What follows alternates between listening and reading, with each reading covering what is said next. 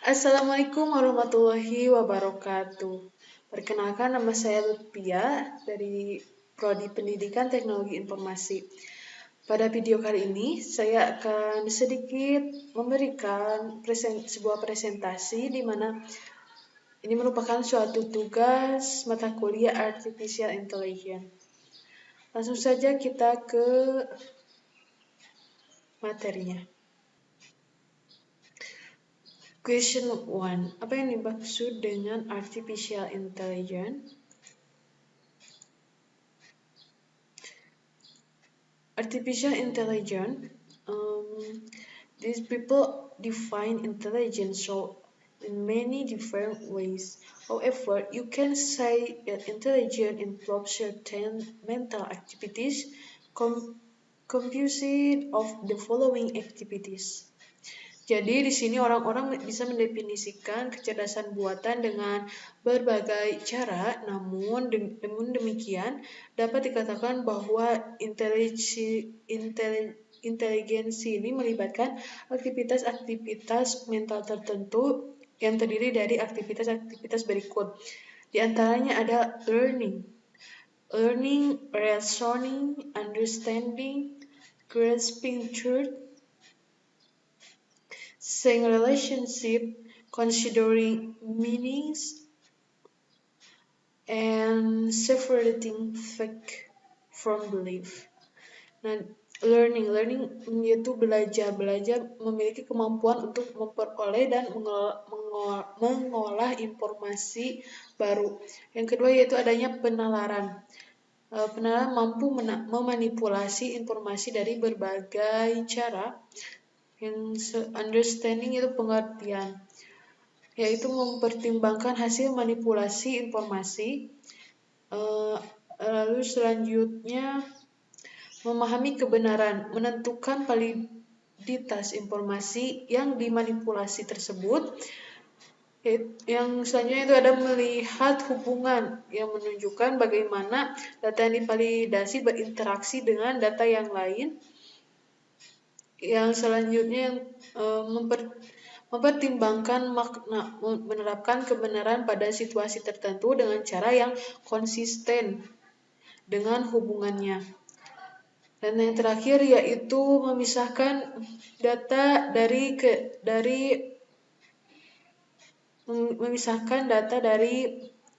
fakta, yang menentukan apakah data tersebut didukung secara memadai oleh sumber yang dapat dibuktikan dengan yang dapat dibuktikan secara valid dan konsisten.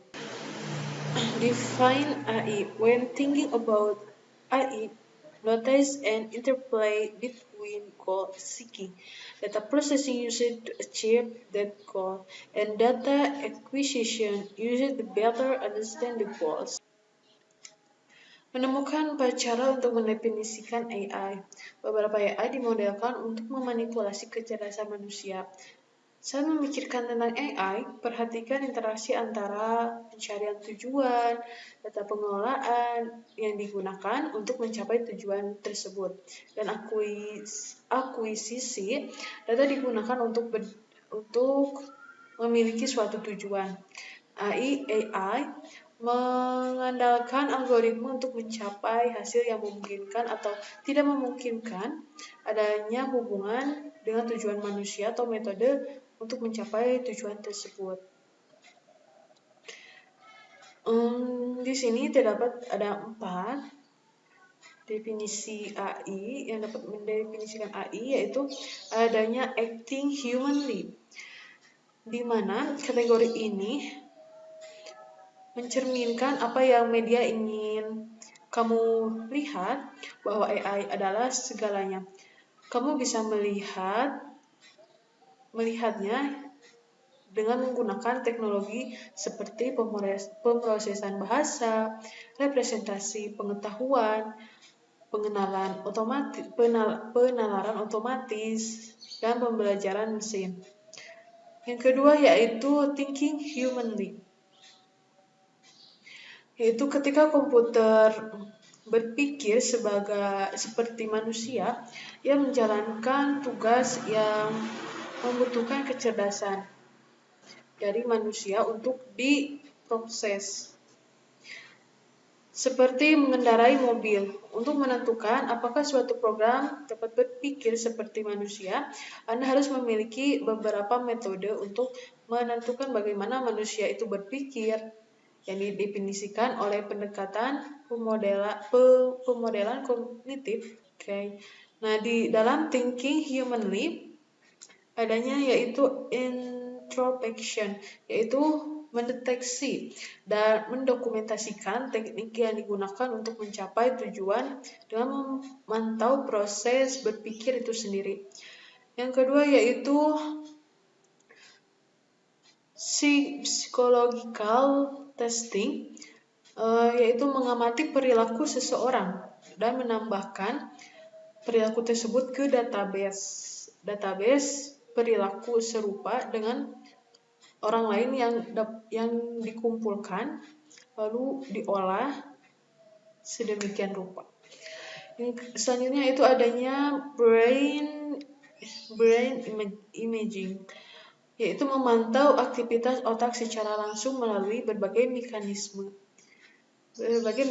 cara seperti computerized axial tomography atau CAT dan lain-lain.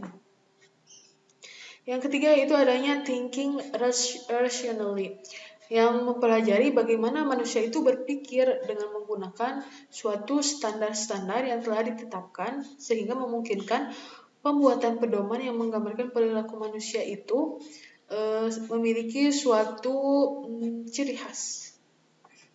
Yang keempat yaitu adanya acting rationally,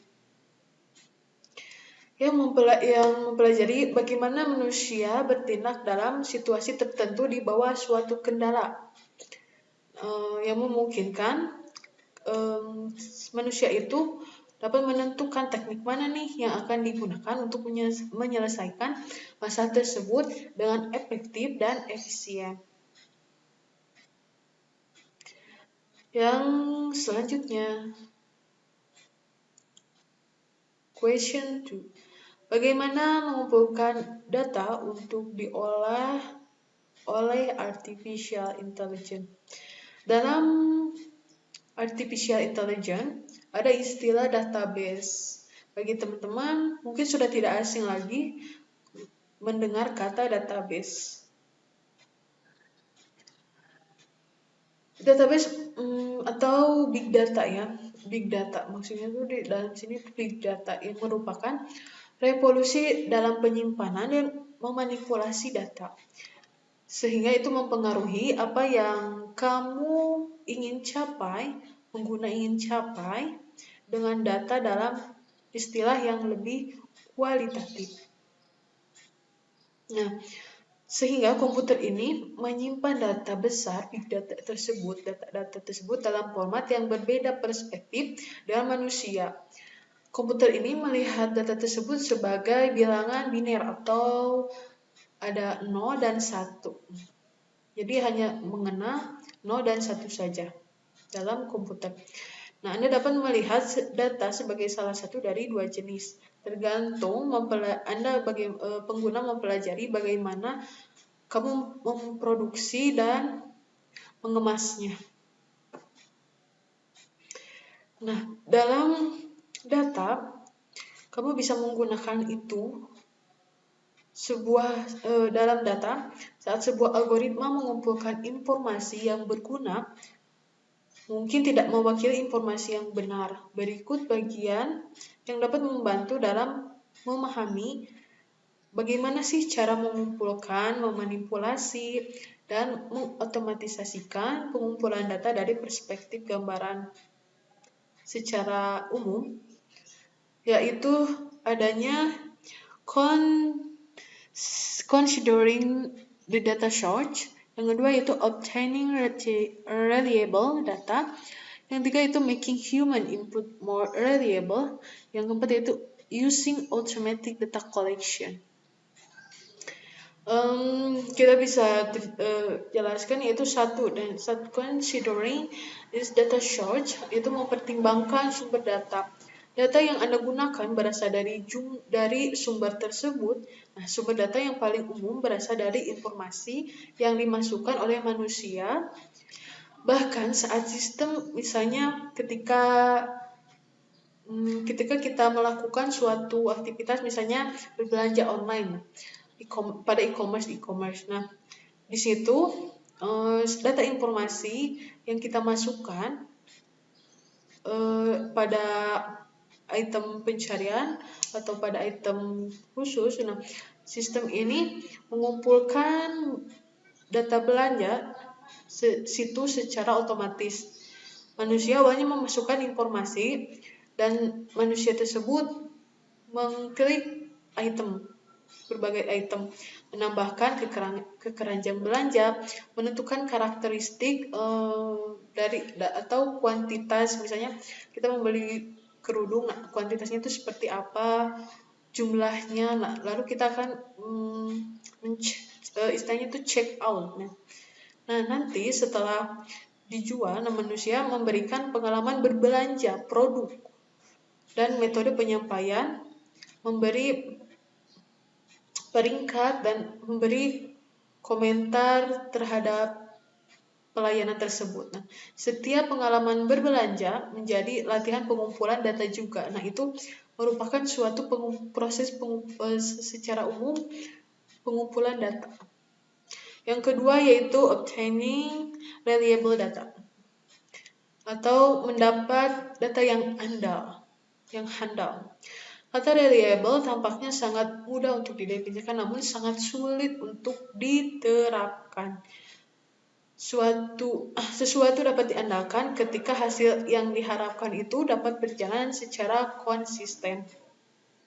Yang kedua yaitu making human input more reliable, yaitu membuat masukan manusia lebih dapat diandalkan. Langsung saja ke nomor 4, using automatic data collection, menggunakan pengumpulan data otomatis. Nah, ada pun manfaatnya yaitu konsistensinya menjadi lebih baik. Yang kedua yaitu keandalannya yang bisa ditingkatkan. Yang ketiga yaitu kemungkinan kehilangan data sangat rendah.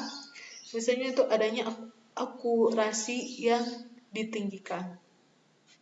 Dan yang terakhir yaitu varians yang berkurang untuk hal-hal seperti input dengan berjangka waktu.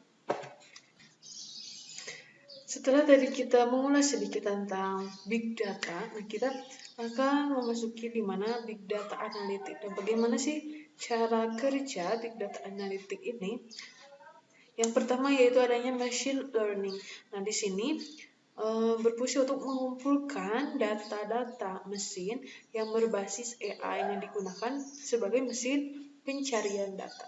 Nah, mesin ini dengan secara cepatnya mencari serta mempelajari data yang akan diambil. Secara otomatis, mesin akan menghasilkan model-model lain yang bisa menganalisis data yang lebih besar, lebih kompleks, akurat, serta penyampaian yang lebih cepat. Yang kedua yaitu adanya data management. Data management ini merupakan hal yang diperlukan agar data ini bisa digunakan dalam memiliki kualitas yang tinggi dengan akurasi yang cepat. Nah, dengan bukan menampilkan data yang palsu atau yang dibuat-buat. Yang ketiga yaitu adanya data mining. Data mining ini berfungsi agar si data itu bisa menganalisis atau memeriksa data dengan skala yang besar untuk menemukan pola-pola di dalam sebuah data. Hasil dari analisis ini dapat digunakan untuk menjawab pertanyaan-pertanyaan yang rumit. Dengan adanya teknologi data mining, para analis dapat masuk ke dalam berbagai data, menandai hal-hal yang penting serta membuat data menjadi salah satu solusi yang untuk sistem tersebut mengambil sebuah keputusan. Yang keempat yaitu adanya Hedgehog, yang merupakan sebuah nama salah satu teknologi yang digunakan untuk menyimpan data dalam jumlah yang sangat besar. Yang kelima yaitu adanya in-memory analytic. Dengan menganalitik data menggunakan teknologi memori dalam sebuah sistem, pada data analis ini bisa mendapatkan insight sebuah data yang cepat dan akurat. Yang keenam yaitu adanya predictive analytics, yaitu teknologi prediksi ini menggunakan sebuah data. Nah, data-data yang tadi telah terkumpul lalu diolah secara continuity. Lalu teknologi prediksi ini menggunakan data, algoritma statistik, teknik machine learning untuk mengidentifikasi outcome berdasarkan riwayat data yang pernah digunakan. Jadi dikumpulkan, diolah dengan algoritma yang unik, statistik, lalu teknik machine learning untuk mengidentifikasi outcome berdasarkan data yang telah atau pernah digunakan sebelumnya. Lalu yang ketujuh adanya text mining. Dalam teknologi ini, data analis dapat menganalisa dari tulisan yang berbeda. Yang selanjutnya yaitu AI di bidang pendidikan. Nah, di mana timbul adanya sebuah masalah-masalah yang dirasakan saya mencakupnya dalam ruang lingkup guru dan siswa. Supaya tidak melebar pembahasannya, guru dan siswa ini memiliki keresahan gitu ya dalam mengikuti suatu proses pembelajaran. Apalagi pada situasi seperti ini, pendidikan jarak jauh merupakan salah satu alternatif yang bisa kita lakukan sehingga pembelajaran pun dapat bisa dilaksanakan.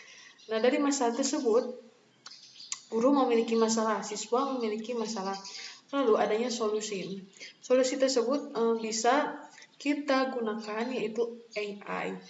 Nah, AI di bidang pendidikan ini merupakan salah satu hal yang sedang dikembangkan oleh berbagai development atau para mahasiswa yang sedang berusaha mengembangkan produk AI di bidang pendidikan. Nah, dari manfaat apa sih manfaatnya bagi guru dan siswa ketika AI itu datang untuk dijadikan solusi. Bagi guru, saya menyertakannya dalam ruang lingkup yang kecil saja, yang dasar-dasarnya saja, yaitu salah satunya diantaranya dapat memudahkan guru dalam menganalisa kemampuan siswa. Bisa dilihat dari aktivitas-aktivitas yang mereka lakukan dalam sebuah platform tersebut. Yang untuk siswa, diantaranya yaitu bisa mencari sumber belajar dengan menampilkan beberapa rekomendasi yang dibutuhkan. Nah, jadi ketika siswa mencari sesuatu nih, terus ada rekomendasi. Nah, itu merupakan salah satu bagian dari penggunaan AI. Yang selanjutnya itu contoh nih, apa saja sih yang berkembang AI di dalam dunia pendidikan. Saya mengambil salah satu contoh, yaitu pembelajaran personal yang adaptif. The adaptive educational system within e-learning platform are built in response to the fact the learning process is different for each and every learner. Nah, dengan penerapan ini kita bisa mendapat informasi yang lebih dalam mengenai pembelajar dengan menggunakan sebuah algoritma untuk menciptakan pembelajaran yang unik yang disesuaikan dengan kebutuhan pembelajar tersebut. Pembelajaran tersebut di sini yaitu siswa. Misalnya pada e-learning, sistem pendidikan adaptif ini menekankan pentingnya perbedaan individu dalam pemodelan lingkungan belajar online yang ideal, mengidentifikasi dan melayani kebutuhan belajar individu dan kapabilitas adalah kunci sukses dalam penyediaan sistem learning adaptif. Pendidikan adaptif Pendidikan sistem adaptif harus memiliki keterampilan jika mereka ingin menerapkan metode-metode pembelajaran yang sesuai dengan apa yang mereka perlukan. Oleh karena itu sangat penting untuk menciptakan nilai profil siswa dan model berdasarkan analisis dari keadaan efektif, tingkat dan jenis pengetahuan mereka. Jadi keterampilan kepribadian. Nah, data ini harus kemudian digunakan secara efisien untuk mengembangkan pembelajaran adaptif tersebut. Nah, jadi kita dapat menyimpulkan bahwa perkembangan AI di bidang pendidikan ini terus dikembangkan dan ternyata dengan adanya AI ini, dalam sebuah penelitian saya pernah menemukan bahwa dengan menerapkan adanya AI ini, guru dapat dengan mudah menganalisis hasil evaluasi pembelajaran siswa. Nah, dan masih banyak lagi AI di bidang pendidikan. Nah, selanjutnya itu question 4.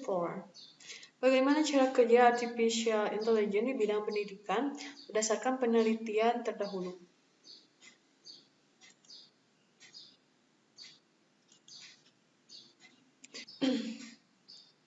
Nah, dikutip dari Teams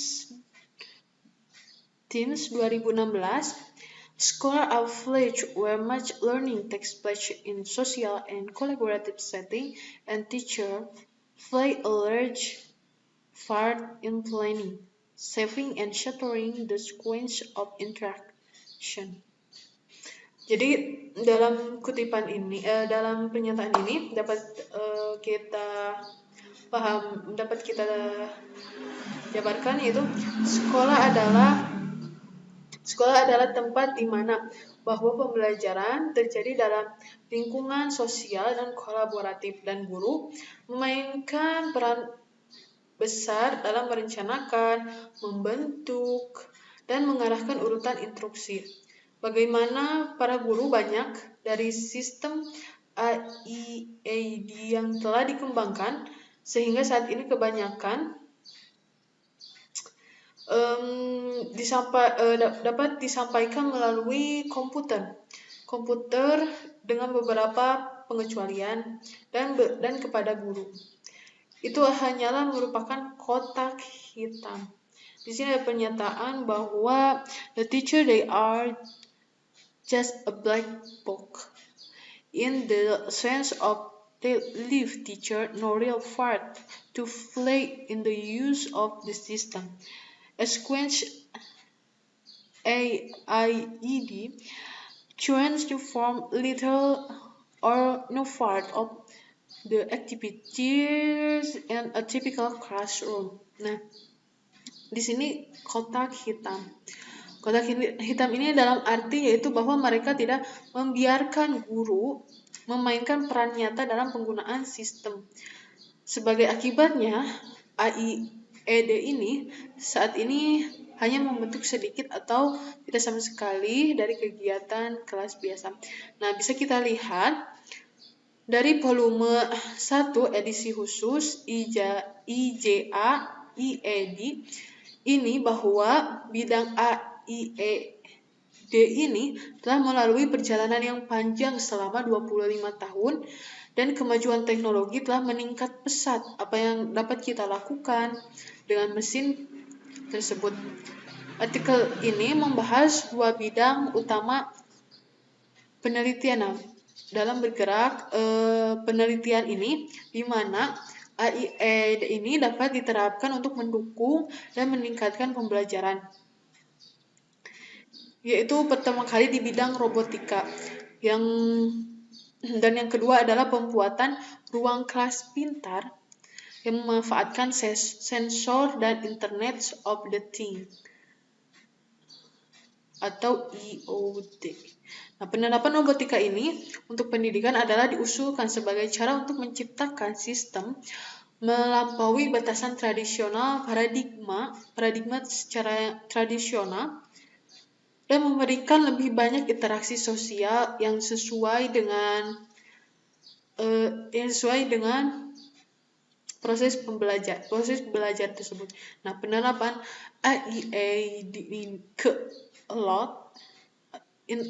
IoT, Internet of Things, diusulkan sebagai salah satu caranya, yaitu menyediakan cara baru untuk mendukung pembelajaran dan memanfaatkan data yang besar dengan adanya interaksi antar teknologi untuk menghasilkan nilai bagi guru dan kelas. Dalam mengatasi potensi masa depan baru ini, area penelitian baru ini di mana AID ini